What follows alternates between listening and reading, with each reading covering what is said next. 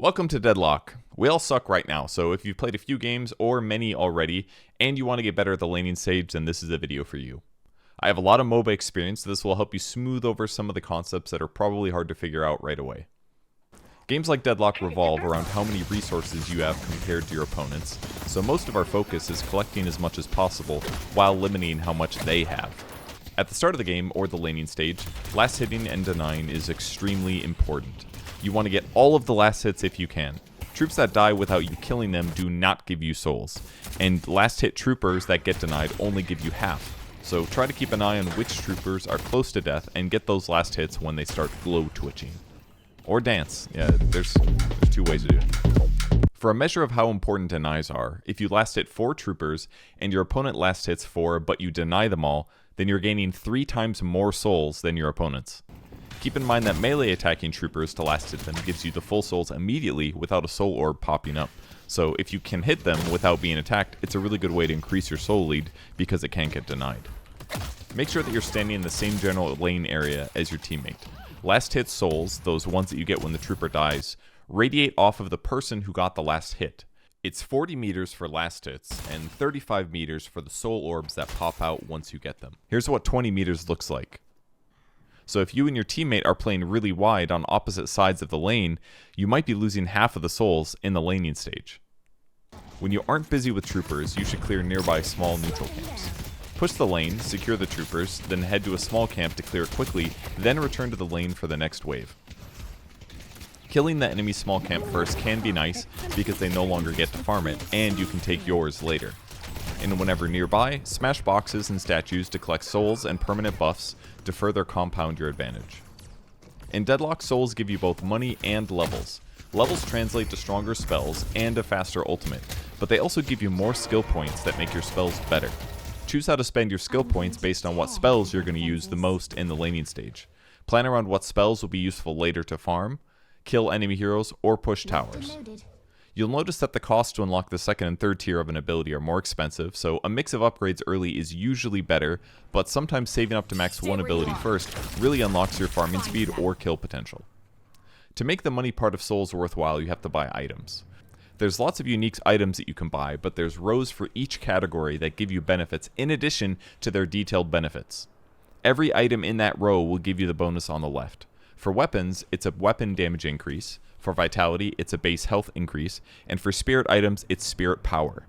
You'll notice that the cheap 500 soul items are more efficient for their row bonuses. A row 1 weapon gives you 6% damage increase, and a row 4 weapon gives you only 18% for 12 times the cost.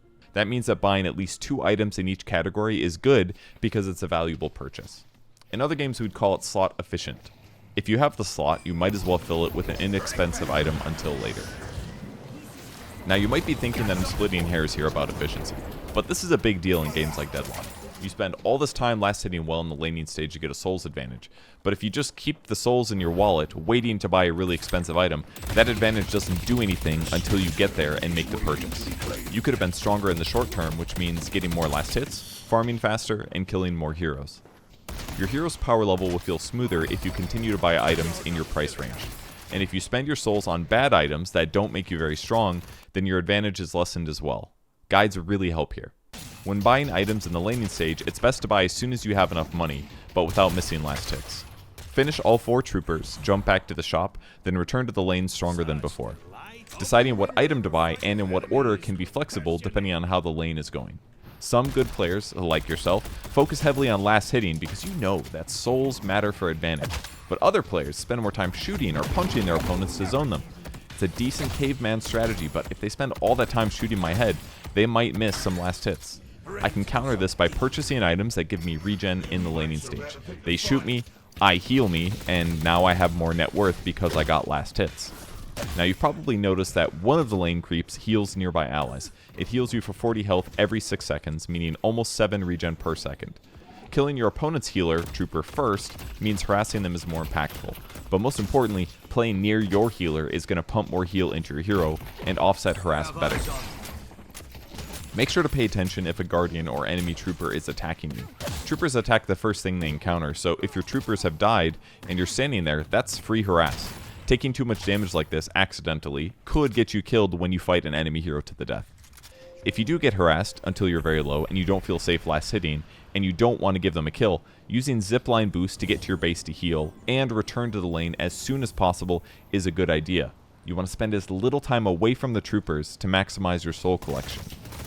Now, while last hitting is the most surefire way to get a soul advantage, harassing your opponents with shooting and spells is another.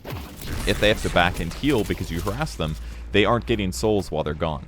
If they have to hide, it's harder for them to get every trooper. And if you manage to kill them, you get a soul bonus, and they'll miss a wave or two. And since there's no mana or cost to using skills in Deadlock, you should generally use your abilities when they're off cooldown to harass your opponent.